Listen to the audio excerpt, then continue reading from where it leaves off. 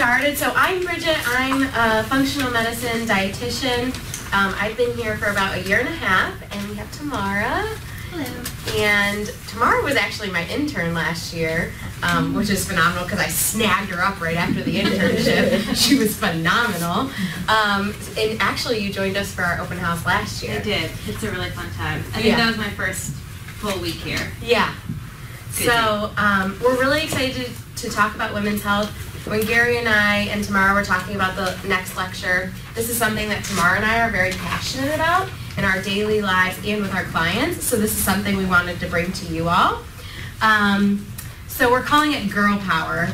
And I really like that because we're in this age of feminism, and of course we have the Me Too movement, but where are we at in women's health? Things that we should know about as women, things that go into our bodies, that affect our hormones, that affect our daily lives, we should know about. So this is why we wanted to talk about it. All right, so just a quick little overview. We'll talk about sort of the main reasons why we're experiencing some not so great health symptoms, and how food, infections, toxins, and stress play into that. We'll talk about some root cause and remedies of some very common symptoms that we are experiencing, and then how we can manage that. Not only just how to manage the symptoms, but how to work on the root cause of what's going on. I think that's one thing that Tamara, you'll see a lot of our clients will come to us and say, yes, I've been to a dietitian. But what Tamara and I are always thinking about is, what is that root cause? What is the why behind anything our body is telling us? So you'll kind of hear that throughout this presentation, that we're thinking about the why. What's causing that symptom? Right. All right, so Bridgitte touched on this a little bit of why we wanted to talk about women's health, and I really like this quote, talking about that women's health issues are global issues, they're environmental issues, there are children's issues, and really the health of women affects the health of the world. So let's take some time for ourselves and make sure that we're healthy so that we can take care of the world. Right? Girl power! Yeah! So I use this with my clients all the time. It's called the stress cup. So if we think about simply this cup, every day it fills up. And this is kind of what our body can handle for the day. When our cup fills up, like this one does here, and it overflows, this is where we see symptoms. Now each woman's or anyone's symptoms are different, but it's simply, we go back to the cup, that this cup is overstressed. So if we use this one as an example, we first start out with poor sleep. So if any of you were new moms, right, you can remember that that was a time in your life where you had really poor sleep maybe, or not enough sleep. And then add on to that, maybe you had a little too much sugar that day, or you didn't get enough vegetables. That's nutritional stress.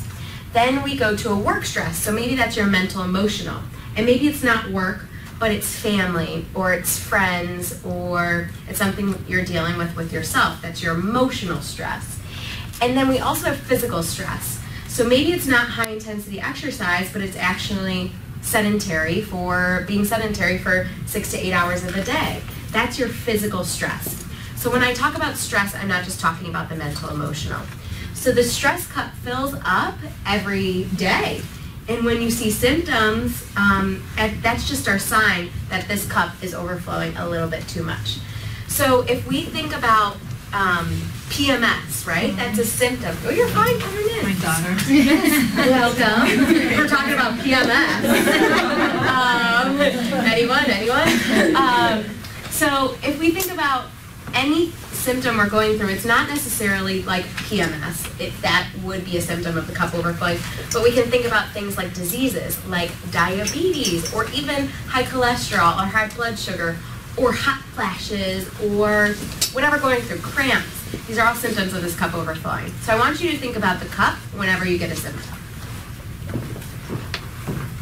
So why are women experiencing these imbalances? We're using the acronym FIST here. Girl power. Girl power. Food, infections, stress, and toxins. Food is a huge one that Tamara and I will talk about with our clients. We're not just talking about these burgers and fries that we're seeing, what is the food that we're eating, but are we absorbing that food? Is our digestion well enough to absorb it, to break it down so that we can absorb it? Are we eating too frequently? Are we eating 7 meals throughout the day? We're grazers. I know my mom and I grew up and we were just eating all the time. That's actually a stress on our body. So that's very important, food and digestion. Infections. When we're talking about infections, that also, when we think about typical infections like physical infections or staph infections, something like that, we're thinking of bacterial overgrowth in the gut. So that might cause bloating. Maybe that's your imbalance. We also see viruses here and different things like that that are constantly stressing the body out at a low level. Stress, of course, is so important. There's actually research that 70–80% of doctors' visits are due to mental emotional stress, even if they're showing themselves in a physical symptom. And then we see toxins. This is something that's so big with women's health because we put on over 100 chemicals into our skin before we leave the house. That's crazy, right? How many of us have looked at what we're putting on our skin? Will we eat that? And if not, then what is it doing to our body? Does our liver have to deal with getting rid of those extra chemicals? And then also, many of us are living around a city, right? So there's the environmental toxins there. What about tampons? Pesticides going literally into our vaginal canal. So talk about toxins there, and we have a lot of receptors there. So all of these things we need to be thinking about, and we'll have remedies for all of these things and things to think about. What our goal is with this presentation is to not overwhelm you, but to put together action steps of what to do first and what you're going to get your biggest bang for your buck. All right, so going into what this looks like in the body, all these things that Bridgitte mentioned are fixed. They can affect our mental emotional health. They affect our thyroid gland, which affects our metabolism. So if we think of our thyroid being slow or sluggish, that makes everything in our body a little bit slow and sluggish. Our pancreas is really important for blood sugar, which we'll get to next. Our adrenals, they sit right on top of the kidneys, but they are the ones that deal with our stress hormones, which all ties back to then the mental, emotional, and the thyroid, and the pancreas, and the digestive system. When we get butterflies or we're really nervous and we have to go to the bathroom, there's all these links here. And then also really important is the liver. And the liver is, of course, needed to detoxify our toxins, some of which Bridgitte already mentioned, but those also include internal toxins that our body makes that we need to package and process, such as estrogen. All right, so all of those systems, really, we like to talk about how it relates back to the gut. Bridgitte and I are pretty firm believers that our food and the health of our gut really affects the health of our whole entire body. So we'll just keep that in mind as we go through this. All right, so talking a little bit about blood sugar balance, this is how the green line is carbohydrates, the yellow is protein, and the red is fat. So this shows how it affects our blood sugar. This would be if you just had carbs alone, protein alone, or fat alone. So we can see that when we eat carbs like bread and pasta and chips, it spikes way up and then comes crashing down, versus with the protein and the fat, it's a nice, more gradual little hump there. And then when we see what happens when we have a nice gradual curve versus really high highs, or really severe highs and lows. When we have the really severe highs and lows, we have a huge energy rush. Then we have can have some negative effects of that high blood sugar. Long term, it leads to inflammation, and it can actually even lead to hot flashes. And then once the blood sugar comes crashing down, that's when we have that energy crash. That's when we feel really hangry, just like, oh my God, foaming at the mouth, I need to eat. Anyone experience that? Yeah. We're women, right? And then it starts just that whole cycle all over again because you're so hangry that you just want some sweets and some white bread or something like that just to get you back up on the uptrend. So it's a bad cycle. So we want to avoid what's on that side, and we want to keep our blood sugar nice and balanced. So this is a typical day that I might see with some of my clients. What I find with us women a lot, we eat a lot of carbs. And so when Tamara's talking about this ups and downs, when we're supporting our hormones, when we're supporting our metabolism, and just all functions, especially with us women, our body really wants homeostasis and blood sugar balance. So when I'm talking to clients about what they're eating, I'm actually showing them that curve and how that looks in their daily lives and symptoms. So maybe in the morning you're having oatmeal, banana, honey, some sandwich and fruit, maybe for a snack when you get home and you're having that hangry right before your husband gets home, you have some cheese and crackers, maybe some pasta, tomato sauce, meatballs, and ice cream as a dessert. So this is pretty typical that I'd say, although some of our clients come in already eating a little healthier than this. But what we want to show is just some small changes to make that blood sugar more in balance. So maybe in the morning you're adding what it's missing, oatmeal, banana, honey, that's all carbs, right? So you're missing protein, fat, and color. So we added some collagen, flax seeds, and walnuts for the healthy fat, and some blueberries. So you're actually looking at your food and you're seeing that color. So for lunch, we're not thinking about low carb, and I think that's a thing that we've been taught maybe from the 90s and then it's gone on to the 2000s. What I really want to see is more color, more vegetables. So yes, that will be lower carb, but that's not the focus. So we did a lettuce wrap, having that protein being wrapped in the lettuce, some avocado so for some healthy fat to bring the blood sugar in balance. We added also some roasted veggies and hummus. The hummus is going to be your carb there. It is a little bit of protein too, and the veggies will actually support blood sugar balance in being a long-acting carb. The snack, optimally you'd have none. Your food really should be able to, maybe not, that might be a tough stretch for some of us, but really your last meal should take you 3.5 to 4 hours. So if you're not able to go 3.5 to 4 hours without eating, think about the why. Is it emotional? Are you satisfying yourself in some way emotionally? Are you physically hungry? Was that meal you had before not balanced enough? Or is it out of habit or boredom? So you want to think about the why before you're having that snack, I think is really important. So for dinner, instead of like a wheat pasta, a lentil pasta that's going to have more fiber and protein with it, tons and tons of color there, and then keeping everything else. So you're really only changing 1 or 2 things. If you need dessert, again, thinking about the why, do you just need that blood sugar blood sugar rush because you had the stressful day? Or is your body actually wanting some dark chocolate because it also needs magnesium? Again, thinking about the why. Tea is a wonderful thing to finish off the night because it's going to be calming, that warmness, but as we get into the summer, even some of the iced teas and things like that, they're also super nutrient dense. We don't typically think of herbs and things like that in the United States as being really important in health, but they are, and there are tons out there that can support different areas of the body. Yeah.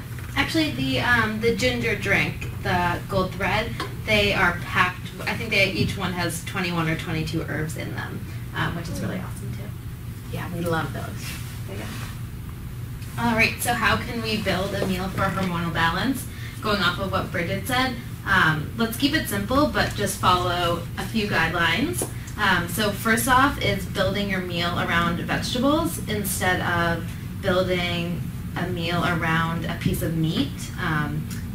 Trying to think of how can I increase vegetables, eat different colors, different vegetables, seeing what's on sale and going with that. And we wanted to mention too that cruciferous vegetables, so your kale, Brussels sprouts, broccoli, cauliflower, arugula, those all help detoxify the liver, they help support detoxifying in the liver, so they can help maintain proper estrogen levels. Next, choose a protein, so whether that be some chicken sausage, or leftover meat from the night before, eggs, Bridget and I love tempeh, which is fermented soy. They help up, like Bridget was mentioning, not spike your blood sugar. Then adding in some complex carbs. And we really want to focus on with this, choosing whole foods versus processed foods for your carbs. So whether it be chickpeas, hummus, sweet potato, squash, choosing those over something that's been processed like a chip or a bread. And then how can we fill in with some fats, some avocado, olive oil, coconut oil. MCT oil can really help with brain and focus, and that can be added in a salad dressing or in your coffee in the morning. Can you talk about that? Sure, the MCT oil? Yeah, what is it? Oh, sure. So it stands for medium chain triglyceride oil, and it is, mostly fats are in pretty long chains, so our body has to go through a great deal to break it up and then be able to use it for energy. MCT oils are shorter, and our body can just absorb them right away and use it for energy, especially in our brain. So even in the presence of sugar, we can use the MCT oil for fuel right away. My concern is it's so bizarre, like when you see it on a label, like is it whole food? Like where the hell did it come from, you know? Yeah, so the cheap brands I think use palm oil, so those are so great. So looking to make sure that's from coconut oil. Mm-hmm. And then a bonus is adding fermented vegetables for some great pre and probiotics for immune health and gut health. And then adding in some superfood herbs to help the liver. So like cilantro is really, really great for the liver, for those of you who like it. I am not one of them. You will learn to like it. Does it taste like soap to Yeah. you? That's why. Yeah. There is a gene for that. Yeah. However, I was someone who really thought it tasted like soap. I learned, and genetically for me too, my liver doesn't work phenomenally. So I knew that. I eat it like salad now because I think I knew how beneficial it was for me. So your taste buds actually change, even genetically, if it tastes like soap. So I always tell my clients to try to be open to that. Something I want to touch upon that Tamara said is estrogen levels, right? So when you're young and you're still getting your period, estrogen levels are the thing that kind of determine period length. You know, we hear of a lot of young girls going on birth control to help shorten periods or to make them less heavy or for less cramps or acne. All of those are signs of estrogen and progesterone imbalance. Specifically, the second half of your cycle is where estrogen increases. So especially right before the cycle, that's where estrogen is quite high, and that's where you can see the PMS symptoms. You want to help the body to get rid of that excess estrogen. It's not necessarily that our body is producing too much estrogen that is making these symptoms. It's that, one, where our liver is trying to get rid of so many toxins, estrogen is kind of the last thing. And two, we have a lot of phytoestrogens, a huge one being plastic. And we could go on about phytoestrogens and endocrine disruptors in our systems. But does that kind of make sense with the estrogen, why the liver is important there? Okay, good. All right. So I think also, especially in the media these days, there's lots of buzz about what foods to eat and what foods not to eat, what diets to go on, what not to. And even if you are eating a healthy meal, quote unquote, some things may not be working right for you. So some of the most common food sensitivities and things that we see that disrupt hormones would be gluten and grains, dairy, alcohol and caffeine, sugar, eggs, and soy. Some tricks are if you feel like you're having a lot of mucus or acne, that can be dairy. If you're having some achy joints, that could be gluten and dairy. Brain fog is also often associated with that. And then anxiety can also be really tied with gluten. So those are a lot of symptoms, and so we mentioned a few people that could benefit from trying these eliminations, but a lot of different symptoms can be alleviated by these top sensitivities. And usually we like to recommend starting with gluten and dairy and doing a trial period to see how you do without those, being really strict for 30 days and seeing how your body feels without it, and seeing how it feels when you add it back in for a few days. I think a really important thing there is working with someone. You know, it seems daunting if you're eating the 3 times a day gluten that the average American is eating. Working with someone to try and help with those changes and make it not so tough. But also the reintroduction is the most important part, how you reintroduce a food to see if it is causing a reaction in your body. And what Tamara and I do with our clients is not to restrict, but is to empower you so that you feel like you have control over your symptoms in your body. That's really the goal. All right, moving on to the gut and some invaders that can be living in the gut. So having a healthy microbiome can help prevent chronic yeast and UTIs. It helps with neurotransmitters, making sure we're making enough serotonin and that we're balancing out our anxiety levels and depression. It helps with vitamin status. Our microbes not only help ensure that we're digesting things well, but they actually make vitamins themselves, like vitamin K. They help make sure that we are detoxing properly, and we'll go into this in a few slides in greater detail. Of course, making sure our digestion is all right, and then the health of our skin. So if we're seeing eczema, psoriasis, lots of acne, that's really to us just a sign that something's going on in the gut. So like I mentioned before, we really believe that health and disease can begin in the gut. And there's a lot of research on it now too, which is really exciting. They said there was one prominent researcher of the microbiome, and he said we know as much about the gut as we know about the universe. It is such like a not known thing. That's a bold statement. But we really don't know a lot, and I mean every day we're learning more and more, but really that's where health starts. So that's where Tamara and I really focus on with our clients. So when we talk about gut imbalances or an unhealthy microbiome, some of the things that we're talking about are these things listed here. So it could just be that you have low levels of the good bacteria. That's one version of an imbalance. We could also have too high levels of good bacteria. They could be in the wrong place. When things migrate from the colon up to the small intestine, there can be some imbalances there and manifest in really severe bloating.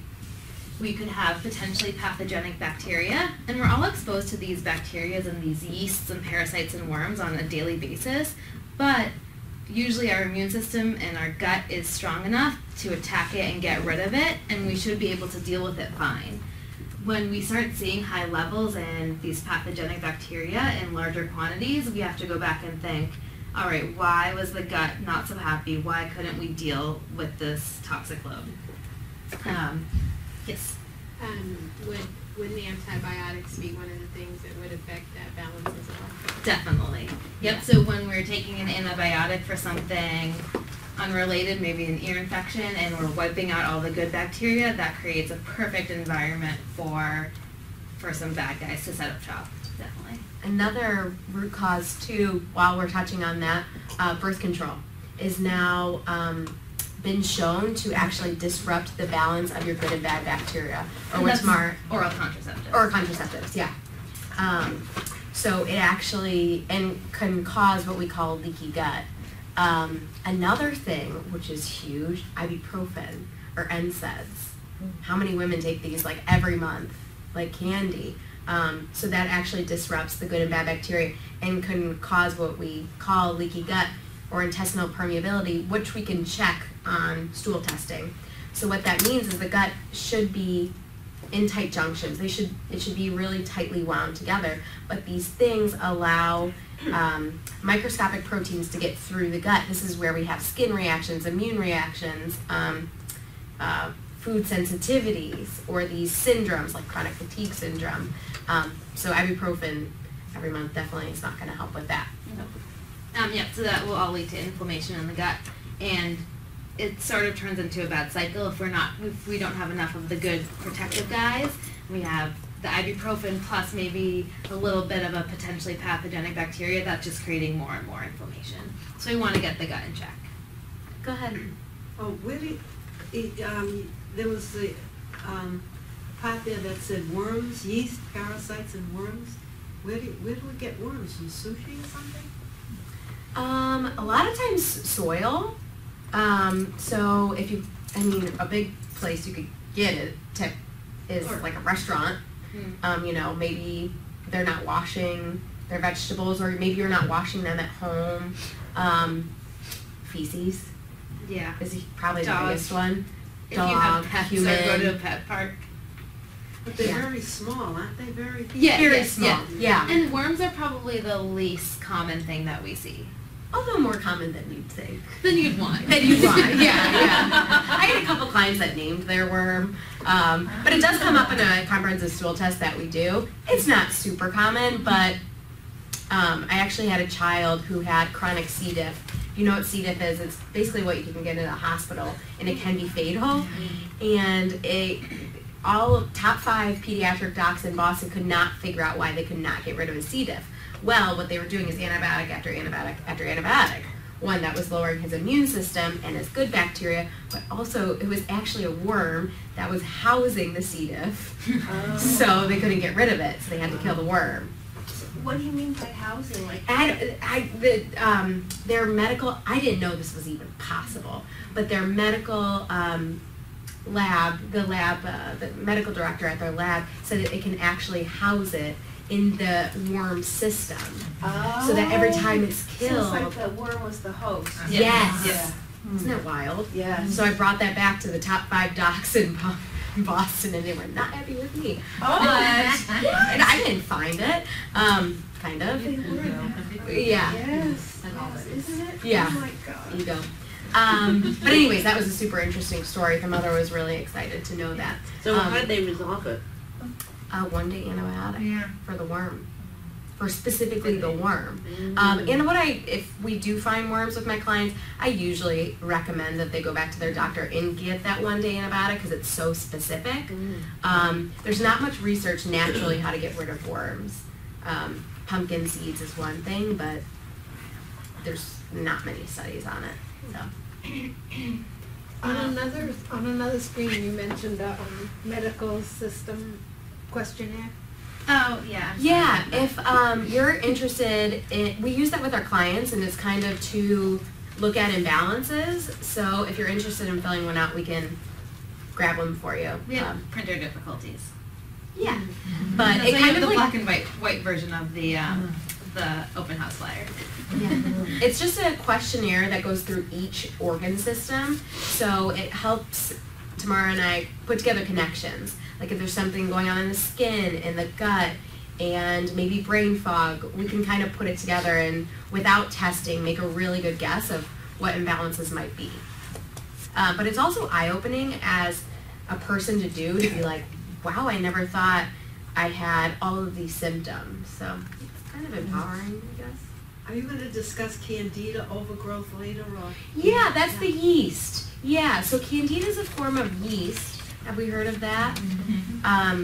Candida causes, the big things that we see are bloating, brain fog, low energy, achy joints. Am I missing any? Could be with weight loss or weight gain. I know that's kind of inspecific or non-specific. But. Yeah. So it's something that we test for, any type of like nail fungus or athlete's foot can be candida overgrowth. We see it a lot too with anxiety. Or vaginal yeast infection. Vaginal yeast infection. So it's an epidemic, because what feeds yeast? Sugar. And what are we eating much too much of? Sugar, processed carbohydrates. Maybe not some of you in this room, but typically as Americans, we really eat a lot of it, and it's in everything. So it's very common. Well, the doctors will give nystatin, a prescription. Yeah. And maybe that's, with a systemic overgrowth, that might be the best thing, but it never really gets rid of it, because what is the root cause of that? An imbalanced gut. So if we're just killing it, we're not supporting that immune system to fight it. So really supporting the immune system is very important when we're talking about any of the bad guys. So next, the gut and brain, which is very cool. We kind of touch on that, how the gut really influences neurotransmitters. Neurotransmitters being the things that how our brain talks to our body, basically. So dopamine, serotonin.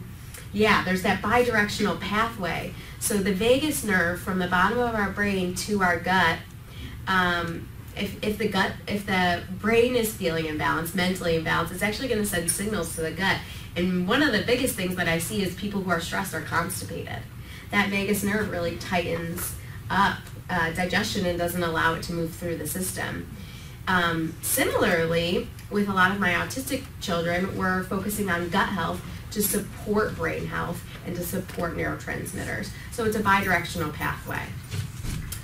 I also want to mention that with every chemical and every food that we're eating and even the thoughts that we're thinking, we are affecting this pathway and we are telling the brain what kind of environment we are living in. So if we're constantly telling our gut and telling our brain that we're in a not safe environment, if we have lots of chemicals, if we're eating food that's not working for us, if we're thinking really negative thoughts all the time, that's telling our brain, like, crap, we're in a really bad state right now. That's changing our other hormones and changing lots of things in our body. Yeah, I think similarly to that, we live in Boston, right? It's go, go, go, like fight or flight response, what Tamara was saying. So our body is always in that state, and that'll affect our good bacteria in the gut. It's wild how all of it's interconnected. So this is actually a test that we run on clients. It's a stool test. So it's called the GI map. So we're actually looking at good bacteria here.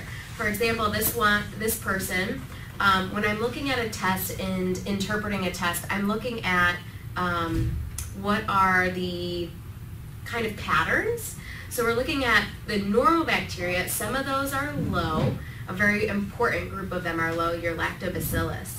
And then the bacteroidetes are a little high. So that's just showing me just a little imbalance, nothing to worry about, but how can we support those lows and what are the highs telling us? In this instance, not much. Bacteroidetes, when it's high, it's not super inflammatory. But I interpret this for my clients. We also can look at bacteria that actually are researched to trigger autoimmunity.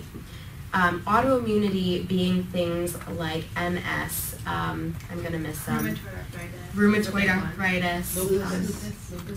Lupus, thank you. Parkinson's.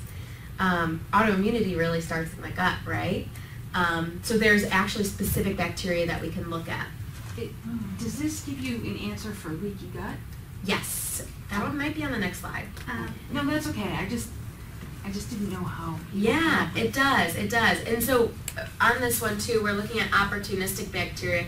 That means given the opportunity, they're going to overgrow. Whether it's low beneficial bacteria, low stomach acid. Our stomach acid sterilizes the gut. So what Tamara was talking about, our immune system really has to fight it. Our good bacteria has to fight it. And our stomach acid has to be very rich. We have to have a very acidic stomach to be able to keep out these invaders. So we just see some imbalances here. And at the end of this would be the marker for leaky gut that you're talking about. It was not specifically on this one, but it's called zonulin. So we look at zonulin is a marker that the intestinal lining is permeable. But we can also look, and if you have some overgrowth, and if we're looking at the inflammation going on in the gut, that can give us clues. And you're having symptoms, that's all giving us clues that there's some leakiness going on. Yeah. So we're looking at enzymes. At first part, digestion. Have we heard of digestive enzymes? People take these with meals. Sometimes it's very important, and that's what helps us break down and to an extent absorb our foods. So we see that elastase, I really like to see that robust, over 500. So maybe this person needs a little enzyme support for a couple months. Steatocrit's high. This is fat in the stool. So when you have a bowel movement next, look at your bowel movement and see if it's floating. If it's floating, there actually might be fat in the stool. We call that, in medicine, steatorrhea. So this is a marker. Stinky. It can be stinky or oily, but even if it just floats. So that means maybe we're maldigesting fat or malabsorbing fat. Then we look at immune response, so we can actually look at that in the gut. This person's got a good immune response with a secretory IgA here, right smack dab in the middle. But we're looking at immune reaction to gluten.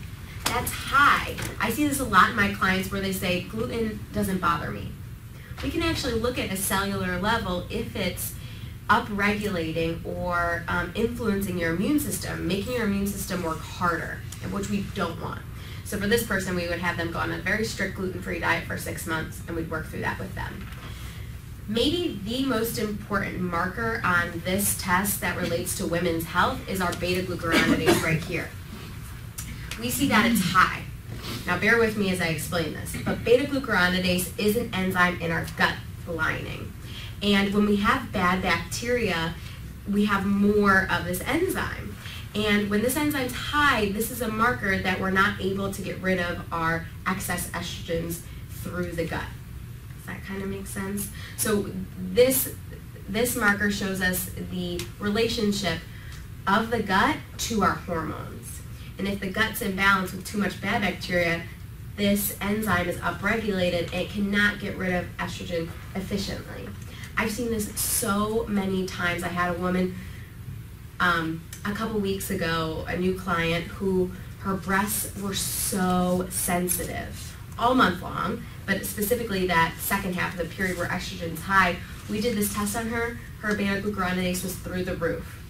We added detoxifying support to help the body get rid of the excess estrogen, and she allows her husband to touch her boobs now, which she was not allowing before, thank God.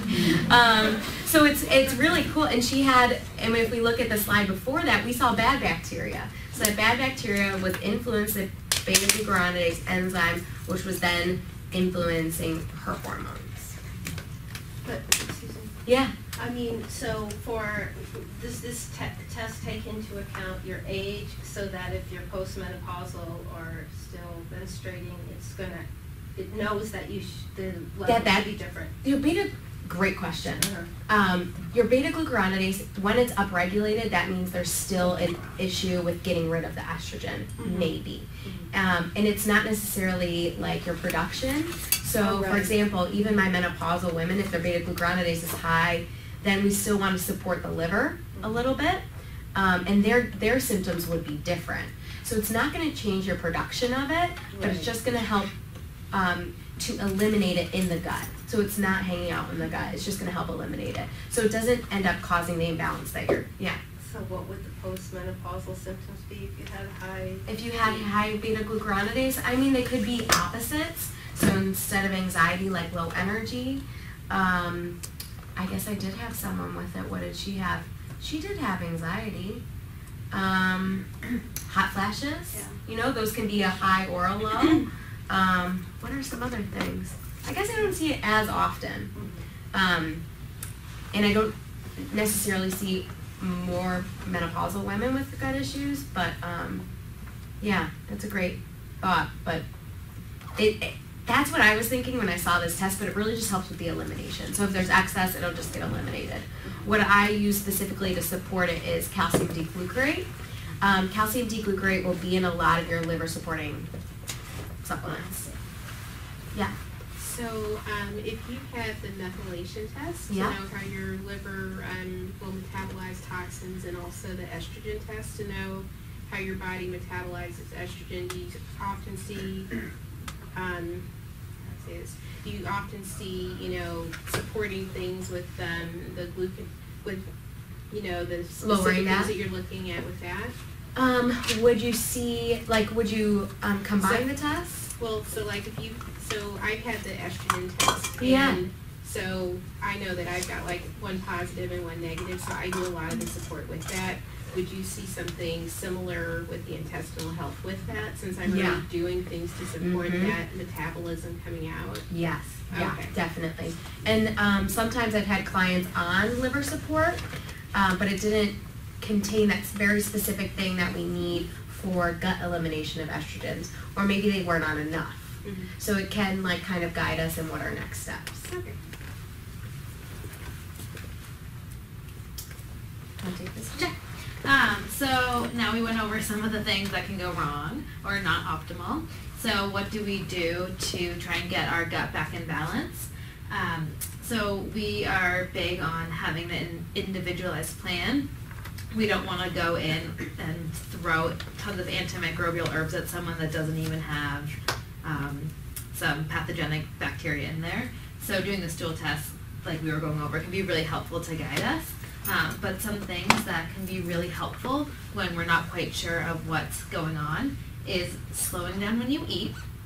That can be a huge one. When we are rushing around and grabbing a bar in our car and running, our body is 100% not prioritizing digestion. It's in that flight or fight mode, and blood is not going to our digestion. It's going to our heart, increasing our heart rate. So we are not producing the enzymes and the stomach acid that we need to break down food. So that can cause a lot of the belching and the burping and bloating that people experience.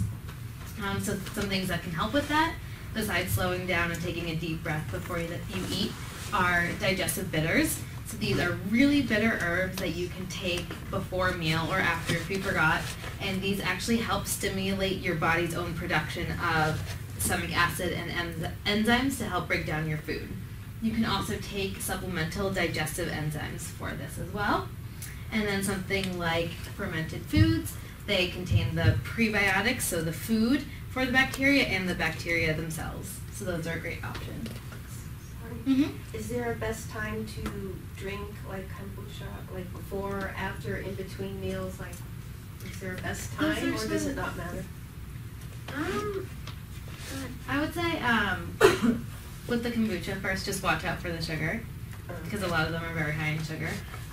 But those are sort of more of like a maintenance. They're not such a targeted. If we are working on someone's gut and we know exactly what imbalances are going on, and we maybe are looking for more targeted probiotics, and in a fermented food like kombucha or sauerkraut, it's more of just general well-being and probiotics. So it doesn't matter as much. Yeah, but timing, I would say, doesn't necessarily matter. You don't really want to drink a lot during the meal, Right. you know, so I guess that would be the only time not to. Yeah. How about, some supplements have probiotic, prebiotic, and postbiotic all in one. Yeah. Do you know I how think one- down. I think we brought that one down. Yeah, we should be pointing out what we brought down, this lovely array of things. So we really like this one because it does have that pro, and postbiotic. So postbiotics are things like aloe that are going to help kind of heal that lining and make the gut feel really good. What else does this one have in it? I think it's artichoke. Yes. We really love this one too because it has Saccharomyces boulardii in it. Saccharomyces boulardii, when you brought up the yeast, we have beneficial bacteria and pathogenic bacteria, but then we also have beneficial yeast and pathogenic yeast. When we say pathogenic, it's like the bad. So that's in this product. For a lot of women who are getting the UTIs, chronic yeast infections, we use Saccharomyces boulardii a lot, or low immune system. Yeah, so we really like that product. Does that have to be refrigerated or not? No. That specific product does not. No, we love that. Yeah. A Probiotic. lot of the new ways that they encapsulate the probiotics, they do not need to be refrigerated. Some more targeted support could be mucilaginous herbs like the aloe she was talking about, DGL, it's deglycerinated licorice. Some other foods like chia seeds and okra can be really soothing to the gut, and then we have some powders upstairs as well that really help. L-glutamine, that is fuel for your cells in your digestive system. So when we're seeing some inflammation or some leaky gut, these things can really help to heal and seal the gut back up. And we kind of think of things like with the gut, like just anything, like Tamara said, it has to be individualized. But they're, specifically with the gut, they're kind of different levels in what you should try. So if you have a question, like should I try a probiotic? Should I start adding a lot of sauerkraut? With someone who's really imbalanced, sauerkraut probably makes them feel like crap. You know, it's going to be a lot of bacteria that's going to ferment in their gut and make them feel bloated. But if you don't really have any gut symptoms, going for a lot of that fermented, maybe even you can tolerate a kombucha or two. So it kind of depends on where you are at the spectrum of gut health. And that's where, even if you're not a client of ours, you know, asking someone upstairs, what's the best product for me to support our gut? Because it's really important. Can I ask, did you say okra? Yes. Okay. And the other thing I wanted you to say again what DGL is. Sure, it's deglycerinated licorice, Okay. so it doesn't affect our blood pressure or anything.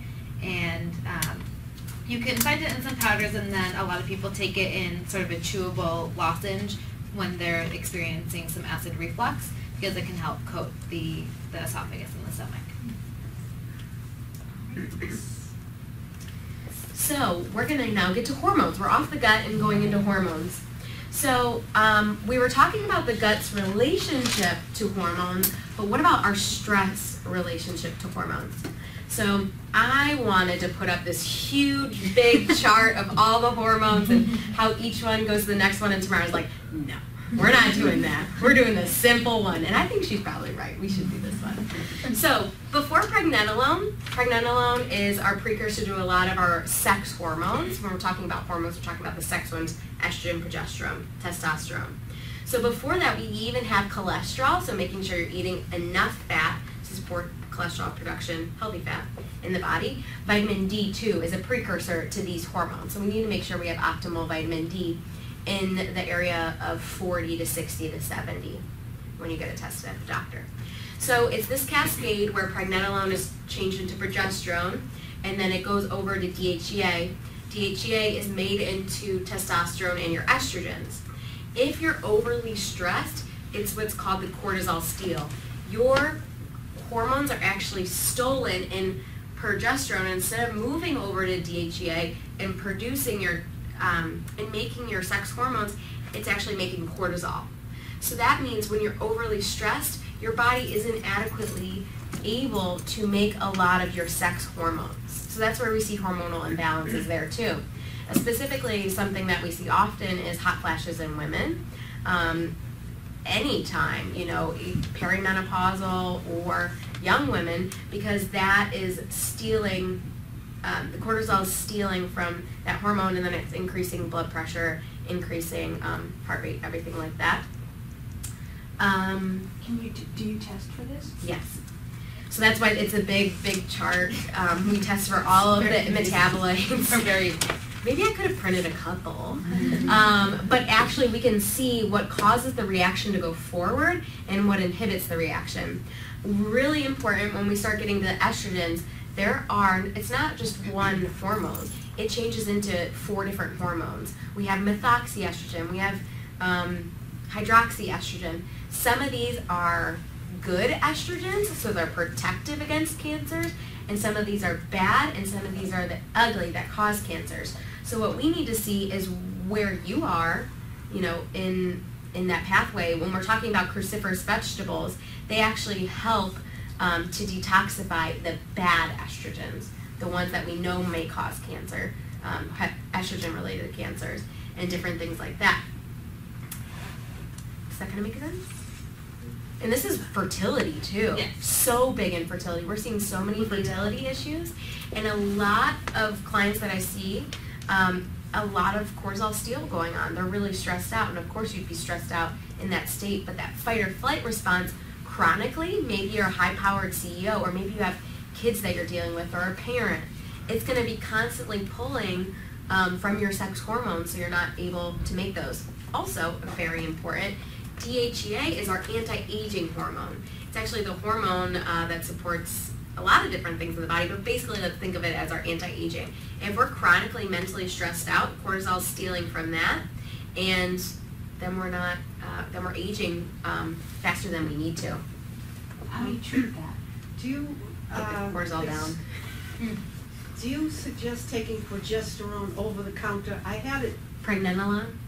No, You could take progesterone cream. Usually progesterone is a prescription. Pregnenolone you can take. I think there is one cream. There is. Yeah. It's Diast. Isn't that just prescription? They have one that I got Oh, in you Whole do? Foods. You mean Depends. like the Merida, like the cream that you put on your skin? Oh, the creams. That. Yeah. A big thing goes back to, and this is probably our answer, what our answer should be to everything, it depends. Yeah. So without doing testing, really in-depth testing, you're just throwing, there's a saying, you're just throwing, I don't know, bullets at a board. Test, don't guess. Test, don't guess. So you really need to be testing what your specific hormones are. There are things that we can do, like adding more cruciferous or something like that. Or the biggest thing that turns DHEA to testosterone, if we think about our male counterparts, is antioxidants, the colorful things in our foods. So instead of going straight to, I need to take a testosterone or a DHEA supplement, what can help our bodies change these hormones into the next thing? And what is the root cause? Like you were saying, are there things that we can take, or what? No, I just asked, how do you treat this? Right. Oh. It goes, the mindfulness piece. Or we can't, I think that might be next. So we can't really change what stresses are put on ourselves. This is something I was talking to a client about today. She's had a very stressful life, and we can't change that. But we can change how our body physically reacts to that stress. Coming up. Perfect. All right. Yeah, and these are some of our symptoms. Yep, these are some of the short-term impacts of stress. So I'm sure we've all experienced these ones, whether it's headaches or feeling a little more like anxiety and anger and fear. Actually can trigger hot flashes too. So hot flashes, sometimes we think of them as either high or low, but a lot of times it's spikes in cortisol that are causing spikes in estrogen. So all of our hormones are related, and I think, as you saw on the previous slide, it's not just sex hormones and thyroid hormones and adrenal hormones. They're all in this concert and dance together. I think something cool on the short-term impact is when that stress cup overflows. Any symptoms that we're kind of seeing there. So these are all symptoms that it's just overflowing, right? One thing that I talk about, maybe that's not hormone related or you wouldn't think would be stress hormone related, is not being able to work out as hard, or having less endurance, or being more fatigued. Definitely. Over the long term, so we have this short-term short-term acute stress response, and that's definitely needed, especially when we were running away from things, like mountain lion, that sort of thing. But in our day-to-day... Hopefully not in Boston. Yeah, well... thousands of years ago, right? Unfortunately, though, we're living in that state all the time, and so that's creating really harmful effects on our body over time. So when we are this stressed out, we are using more vitamins and minerals like magnesium, our B vitamins, vitamin C, so those levels start to get depleted. We start to feel burned out, fatigued. It increases oxidation and inflammation in our body, so this is aging on a cellular level and creating more aches and pains and leading on to other diseases down the road. And something other that we see with oxidative stress cellularly is like premature graying, which is really important with women. It's something that we see a lot. Also, hair loss is a huge one. So these are things that us women are really concerned about. That's what a lot of my clients talk to me about.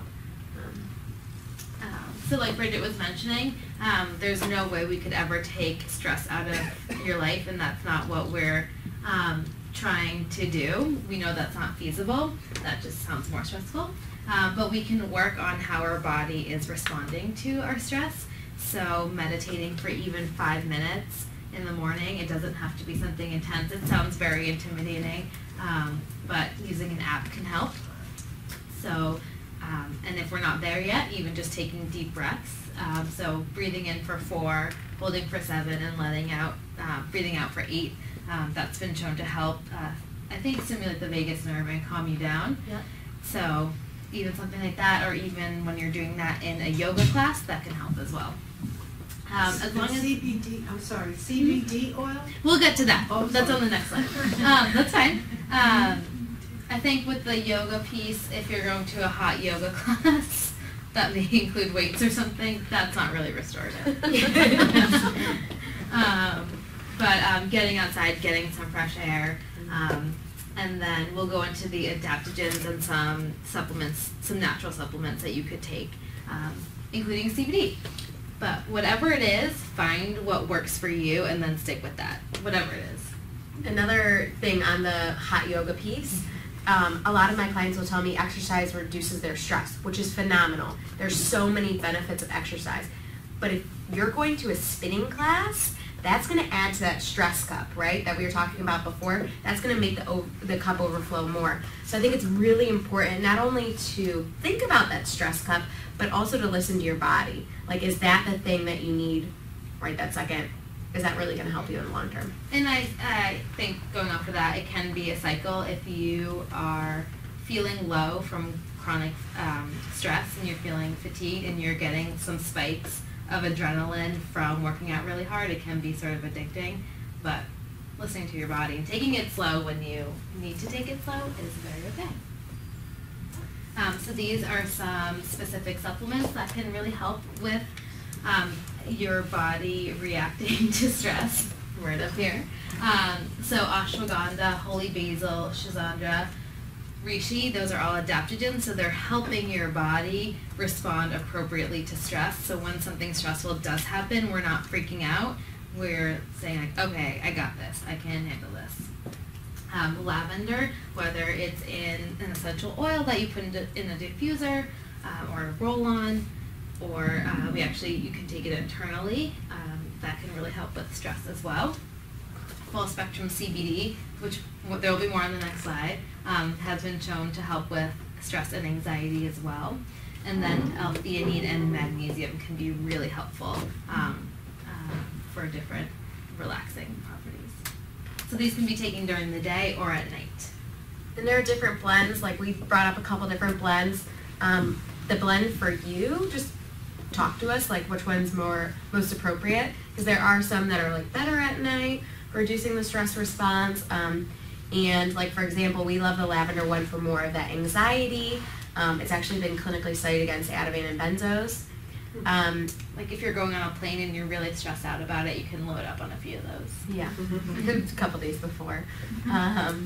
Yeah, so it kind of depends on like what your stress level is, like what your symptoms are, and what product is best for you. So going into CBD, we wanted to touch on it a little bit because it's been so trendy recently, and we actually have a lot of customers coming into the store specifically for CBD, and we want to just talk about a little bit what it is and how it can help and fit into women's health. So our body has this whole endocannabinoid system that wasn't really discovered until maybe 90s? Yeah, not that long ago, maybe about 30 or 40 years ago in Israel. We were not studying it here because it was illegal, but we have all these receptors around our body. So some are more peripheral, so if we have like really specific aches and pains, and then we also have receptors around our whole central nervous system. So when we activate those and stimulate them in the right way, that can really help with anxiety, and especially calming the mind, we find. So it's a compound in hemp, and our CBD products have very low THC, so it's not trying to get you high. It's just trying to get the great properties from this plant into our bodies and stimulate the endocannabinoid system that really hasn't been stimulated because we have no hemp in our lives up until it's been legal, unless you have a medical marijuana card. So there's actually molecules in our body called anandamide, and they named it after a word that means, or anandamide means bliss. So it's a bliss molecule, so that's why it can help with anxiety and sleep. And they actually think that when you exercise, part of that runner's high that you get, or that happy feeling you get from exercising, can be anandamide. So CBD helps promote good levels of this molecule. And I like to quote that I heard that it was almost like yoga in a bottle. So when we are using CBD and thinking about it in terms of women's health, it can really help improve sleep, it can help calm you down, and actually improve cravings. Unlike marijuana and THC, when you get high, that makes you a little bit more hungry and gives you the munchies. This can actually help with cravings. And then it's modulating the stress hormones. So if we are having a bottle of wine, or over-exercising, or eating junk food to help us stress or de-stress, this can be a good option instead. It's a little healthier, we're not getting those extra calories or sugar or wear and tear on our body. We're actually adding something that's protective and something that's healthy for our whole body. So it can be a nice option. We have a lot of different products if you have questions on like which product is right for you. The important thing, what we don't know about CBD through research, is what everyone's dose is, because everyone has their own unique system. So depending on how out of balance it is or how sensitive your body is, you kind of want to start with a different dose and titrate up differently. We can help with that. All right, moving on to the liver. So we were talking a little about liver health when in its relationship to the gut, but what does the liver actually do? And I'm sure we've heard of detoxes, right? Where maybe it's more of a cleanse, like you're going on a juice cleanse or something like this. But detoxification is something that's happening, of course, in our body all the time. If it wasn't happening, we wouldn't be able to be living. So we turn a toxin in the liver in 2 different phases so that our body can excrete it. Our liver does process and get rid of the excess hormones. So if the liver's not doing a great job, something that we see a lot, like I'm going to talk about again, PMS, acne, different things like that, maybe anxiety can happen there too. If the liver is overburdened, we can't get rid of those adequately. Of course, we all know alcohol is a huge toxin to the liver. All right, I did put up one intense diagram, but we'll walk you through it. Yeah. So on this side is the phase 1, and it's upregulated by caffeine, alcohol, and charred foods, so like charred meats or some burnt pieces of food, which we're all pretty good at doing. Then we go to the intermediate metabolite, which, like the other slide mentioned, is actually more dangerous usually than the original toxin. So we don't want to hang out there too long. Otherwise it creates some oxidative damage and tissue damage, and we don't want that. So we want to get right on over to phase 2 as quickly as we can. And phase 2 is upregulated by cruciferous vegetables, antioxidants, getting enough sleep. That's when our body does a lot of the detoxing. And getting enough protein. And we can see here some of the antioxidants that are really needed for those reactions and that are protectively. So they mentioned cruciferous vegetables, garlic, onions, vitamin E, vitamin C. We can all find these in foods. And then if someone does need some extra liver support, we can find them in supplements as well. And this, too, the liver brings up a good point of individualization, because if we look at phase 1, right under it says cytochrome P450 enzymes. We can actually see genetically how this enzyme works in your body. The other thing, I knew I saw it, is how your body, where is it, gets rid of basically these products, but there's a specific thing I was looking for. But anyways, genetics do play a role. And of course, we know what the important pieces in epigenetics are, these genes turned on or off by our lifestyle. Right. And then the other things that we're exposed to, such as prescription medications, over-the-counters, and then they even list microbial status there as well, as we talked about. So is caffeine alcohol, that's not a good thing? Is that what that chart is trying to? It's not, so they're not great maybe. I think what we should focus on more is adding the things that upregulate phase 2 versus things that upregulate phase 1, and making sure that we're getting in those things. If by up-regulating, you're causing right. a disturbance in the system, right? By those things, which right. So we want to decrease those a little bit and then increase the other ones. Okay. Where people usually have the issue is phase 2. Phase 1 we're most of the time pretty good at. So sometimes when I'm seeing a client, I only add phase 2 support, because if we upregulate phase 1 without upregulating phase 2, you're kind of screwed. You know, you're staying in that system of like toxin overload. The body can't upregulate the second phase. It's harder to do that than to upregulate the first phase. So if it's upregulated, then you're having more issues. That kind of makes sense. And then we want to go to the bathroom to get rid of it. So the 2 things that we want to talk about in relationship to toxins, there are so many. An environmental working group is such a good resource for this. There's one of the handouts has some ways to have some safer skincare and some quick tips for that. Perfect. Yeah, we love using their resources with our clients. So plastic is maybe the biggest one that we felt, okay, there are a couple different things we want to touch on in relationship to health. So this is not only like plastic that our water bottles are in. Of course, like if it's BPA free, it's going to be better, but still not great. The big thing about plastic is when it's heated.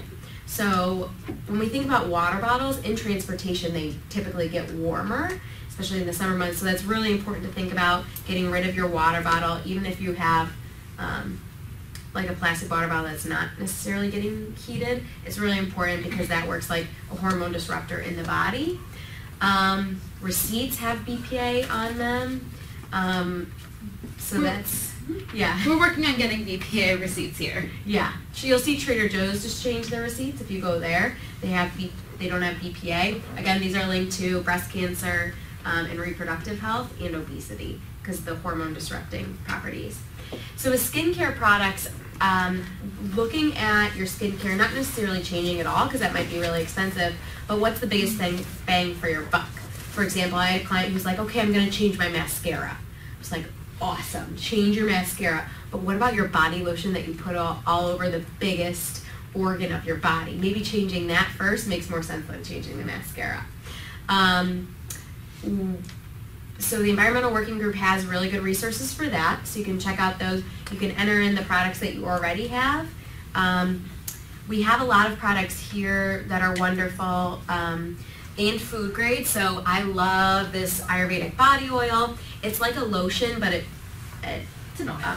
It's an oil. It's like a lotion, but I'm saying like people don't use oils. Oh, right. Instead of a body lotion or cream, you would use this. Yeah, it kind of like moisturizes the skin at a deeper level.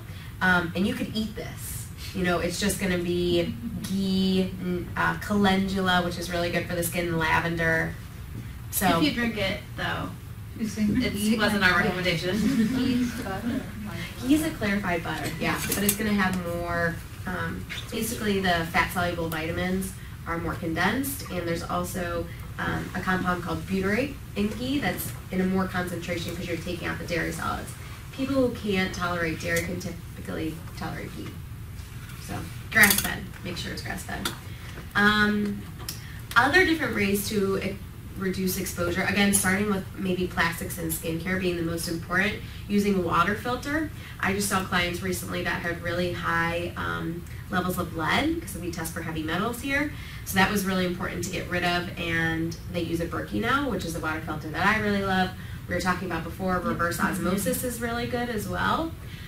Opening in the windows in your home, but if you live in Boston or Cambridge like I do, open those windows but then have an air purifier pretty much in every room. And doing that slow transition to non-toxic personal skincare. Glass Tupperware is a huge one. It ekes me out when we're in the lunchroom and we're microwaving the plastic. Yeah. So switching to glass is really, really, really important. It costs $50 maybe to switch everything you have. Or maybe Yeah, up we to started long-term. doing that at home. Yeah. Glass. And starting slow, you know, like And I threw out the pick one microwave. thing. Really? Well, that sounds pretty good. Wow. You just keep it on the fire, right? I don't live there, so it's okay. She's always complaining. These things are really good for our health. We are getting stasher bags, which we really like. They're silicone bags. You can heat them up. There's actually studies on them that no detrimental things are getting into the food, even if you heat them up to a really high level. What I brought up before was the organic tampons, right? The pesticides are literally going into the vaginal canal, and then pesticides are really killing bacteria, right? So are they changing the bacterial balance in our vagina? That's pretty wild, right? So making sure they're all organic is really important. And then another thing that we really love is a cup, a silicone cup. You shouldn't be able to feel it, which is really great too. Tampons you can feel, but it's going to be really good for your body and good for the environment, which is good too. We're also getting one that's made out of trees actually, so it's even better for the environment. Silicone takes a long time to degrade. So I digress. All right, so you all have a copy of this, but we just want to come up with some natural remedy quick fix guide. So if you experience some of these things, and some of these can have some nasty symptoms, to kind of get rid of them really quickly while also trying to figure out why they're happening. But my son is 13, and so he's like, The pimples. Yeah. Yeah. So poor kid. Dairy and gut are the biggest And things, I dairy. think. Dairy and gut. And I try not to buy it. Wait, what, try not? The husband. Oh, it's the husband. See, that's why they're not here.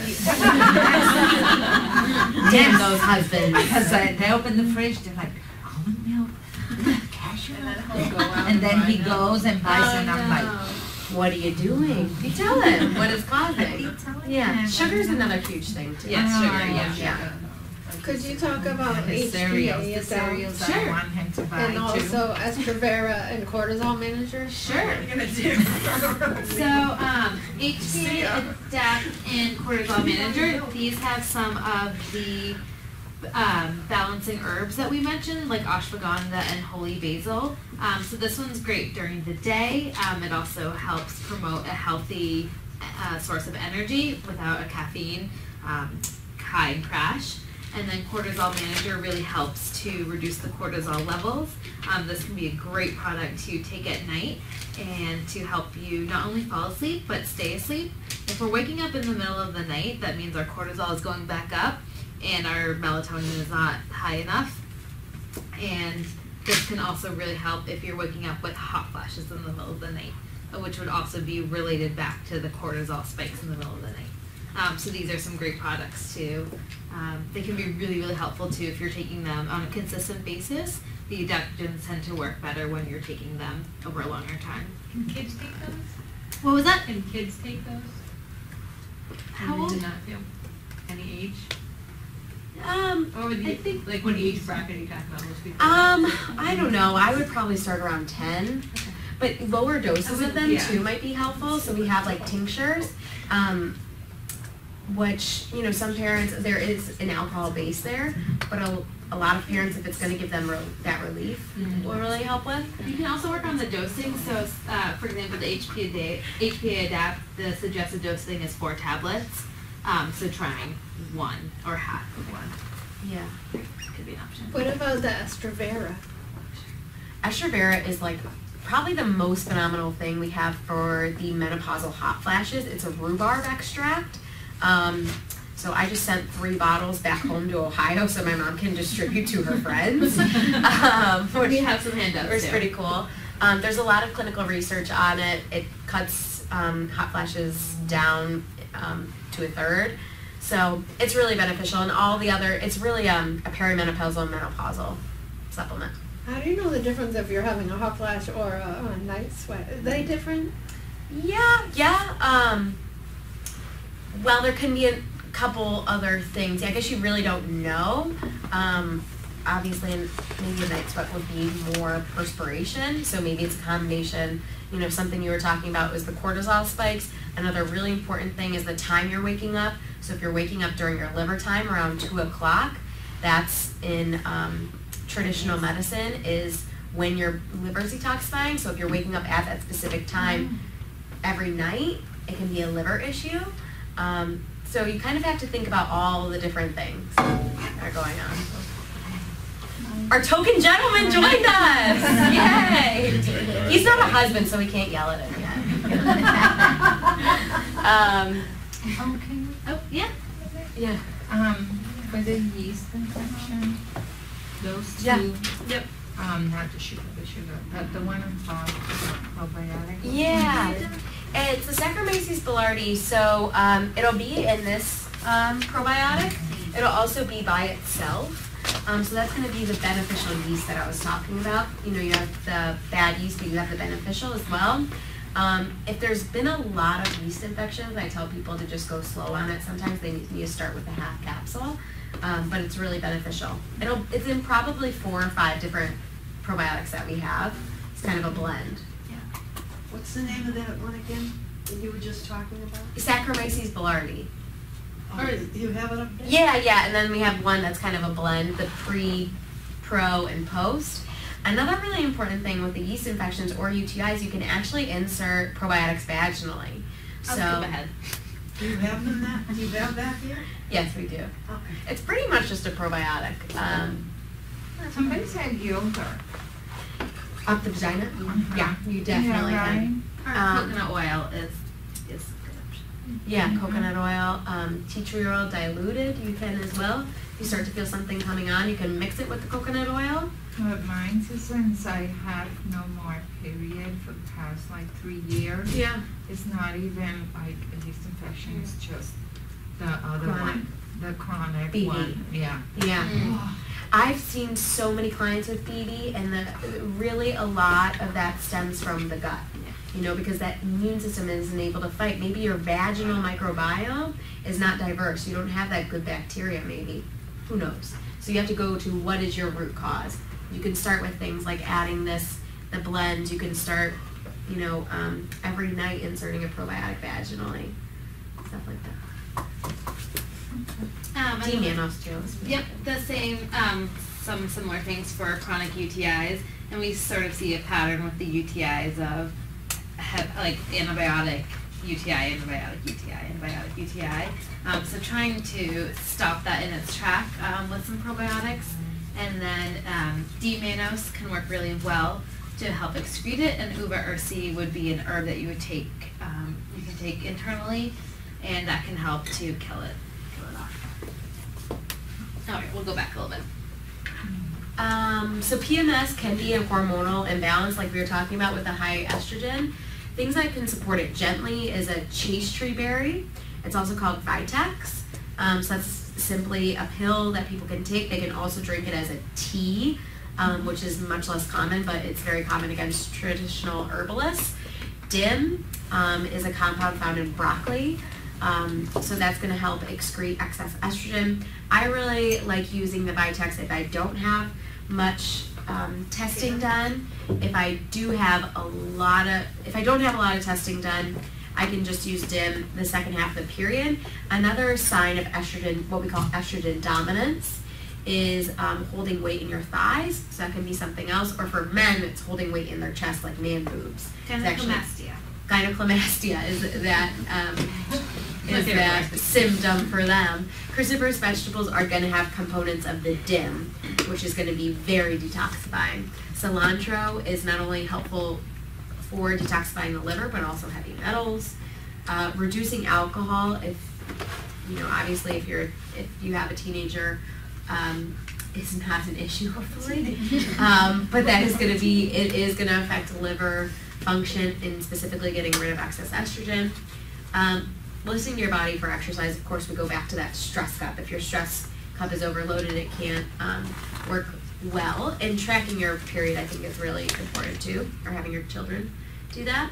And then when you have PMS, there are natural remedies instead of going to that ibuprofen.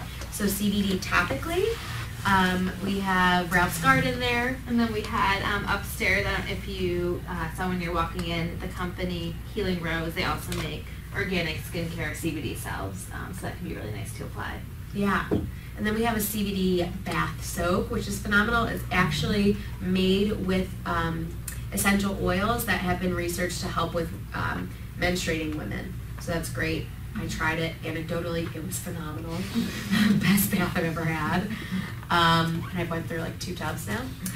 Cycle Ease is a homeopathic remedy that is specifically for cramps. There's also one for women with hot flashes, so that's great too. And you can also take CBD instead of Motrin or an Advil for pain relief. Another one too is curcumin, which we didn't talk about. So those aren't necessarily getting to the root causes. They are going to just help the symptoms, but if we can have more natural remedies for that, it's better. All right.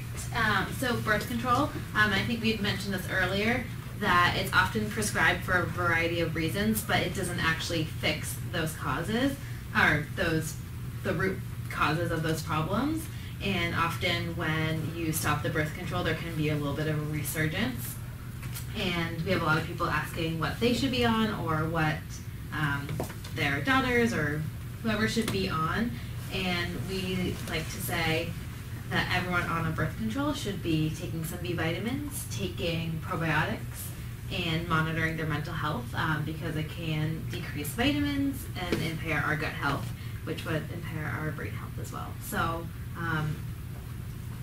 whichever one you choose, be careful and sort of watch out. Yeah, I think we're going into a stage of like women wanting all the information. So when we even take a prescription from our doctor that we need to know what are the side effects of this, why am I taking it, and what is it addressing? And really asking those questions is going to help empower you to take that medication, to not take that medication, know what your alternatives are. There are alternatives, obviously, for birth control. You know, there's the family planning method, which is, you know, testing your temperature every day. You can also test your heart rate, different things like that. There are ovulation strips, which I personally really like. And they, you know, when you're fertile, you either abstain or use more support, different things like that. Carry a cross. Yeah. Yeah, that's true. Chastity belts work really well. Talking about empowerment, like, yeah, unlock that. I think whichever one you choose, as long as you're informed and talking to your doctor about it. Yeah. If you have any more specific questions, I think it's just more a personal choice. So we talked a lot about hot flashes, big things here, blood sugar, balance, stress hormone, and gut health. So we talked about Estrivera and cortisol manager. Cortisol manager is going to help if it is that stress spike, and then Estrivera is just going to work on the whole system with the rhubarb. We talked about this guy. Cravings. Cravings is such a big thing that I see with my clients. So again, I go back to the why. Why are you having that craving? Emotional? Is it boredom or habit? Or are you having that blood sugar imbalance? The last meal you had wasn't balanced, so then you're having cravings for something more. So remedies here is just making sure your meal is very balanced. It has those 5 things: protein, fat, carbs, and color, and then bonus for the fermented. There are supplements that help with cravings because they're trying to get to the root cause. So we actually have a product that's called Carb Crave. It's going to have adaptogenic herbs that help your body adapt to that stress. It'll also have B vitamins to support vitamin status and different things like that.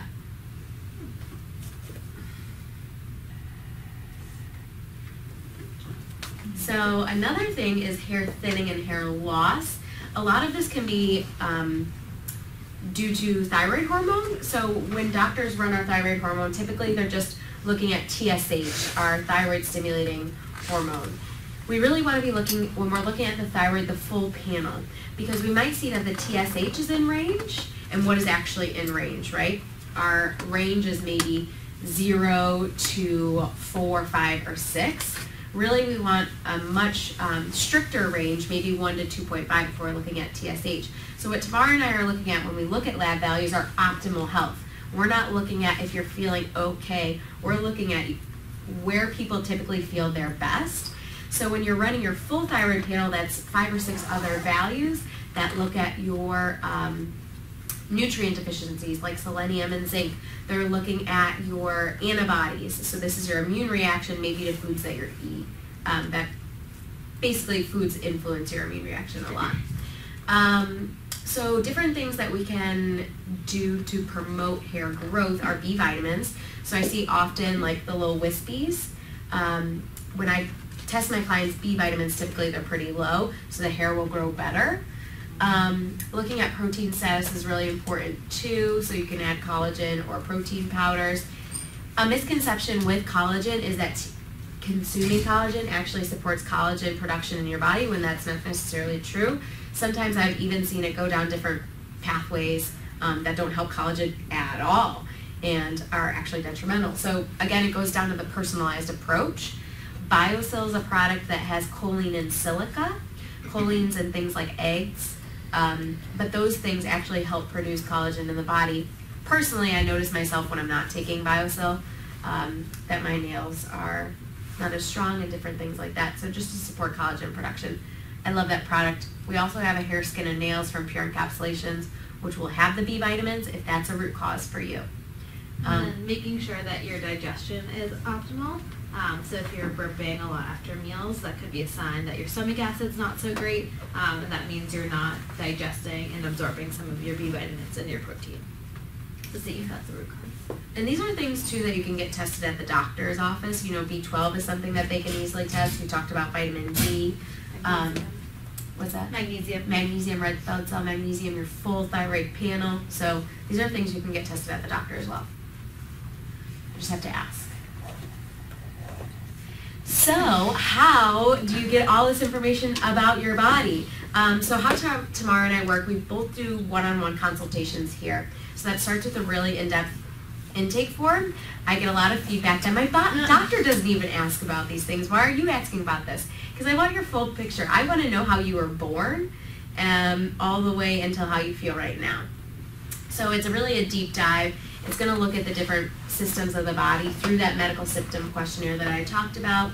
Sometimes in the first session we're really talking about that intake form that you filled out, but creating a plan for the future, whether that be 3, 6, couple years down the road, depending on what you're working on. We come up with labs that we'd like to have done, whether it be the stool test, hormone testing, vitamin status, different things like that, and really trying to connect the dots. Yeah, and we want to take into account what your goals are and work from there to make an optimal plan of what we think may help with the symptoms and the things that you're experiencing and what your goals are.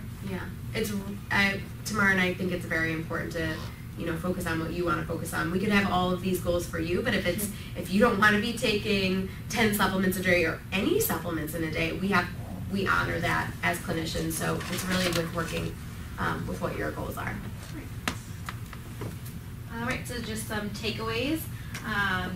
First is prioritizing stress management. I think a lot of us could do a better job of that when we have a million things going on. And next would be honoring the role of nutrition and our gut health in coordination with our liver health and our stress and all of it. How does it all fit together? And we have 3 meals a day, can we make 3 good choices for our health each day? And then remembering that our stubborn symptoms may be related to our hormonal imbalances. And I'm sorry I'm laughing because I put this really cheesy picture here because we can all feel this great if we just have some help and we look and see what is really causing these problems so that we can really address them fully. I don't think we're ever going to feel this great until Boston gets sunny. I mean, look at that sun. Are you freaking kidding me? One day. One day. But we'll open it to questions. Any questions? Can we get your handout? Like get this as a handout? Yeah, we can email it to you if you'd like. And it's being recorded, so it will be online in a week or so on our website. Where? On our website. You're not in it. Okay, good. Yeah, just so you know too, Tamara and I take health insurance. So we take Blue Cross, Tufts, and Harvard Pilgrim. We will be taking in the future always. We're not able to accept any form of Medicare or Medicaid, unfortunately, through Massachusetts. And testing can range anywhere from $100 to $300 if you're wondering on that as well. We're always open to talking to you and figuring out if we're a good fit for you. And we are doing a 10% off sale, so if any of these products resonate with you or you need to stock up, you can do that upstairs. Other than that, we're so thankful that you joined us. Thank you.